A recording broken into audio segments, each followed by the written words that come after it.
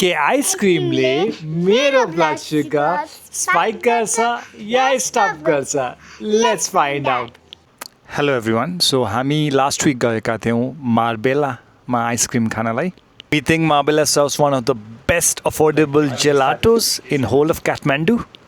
Plus, the space is so cozy, beautiful. It's more like a date for me and my family. Good thing about places like Marbella is they use real ingredients to make ice cream. So there's less amount of artificial sweeteners, sugar,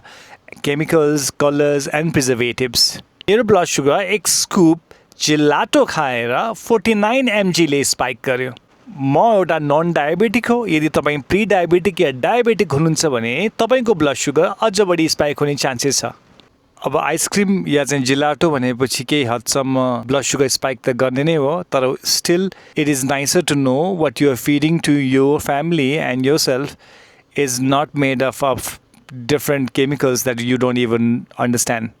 for example तपाईँले बजारमा पाउने आइसक्रिमहरू हेर्नुभयो भने a lot of them are classified as frozen dessert यस्ता आइसक्रिमहरूको तपाईँले ingredients हेर्नुभयो भने they are using palm oil तेल to make ice cream using liquid glucose and preservatives and colours जुन कतिवटा कुरा हामीले बुझ्दैनौँ यदि तपाईँ कहिलेकाहीँ मात्र आइसक्रिम खाँदै हुनुहुन्छ एन्ड यु मेकिङ यो family and you kid happy I think it's fine that we have a 49 mg spike once in a while Please remember, individual results vary and follow for more.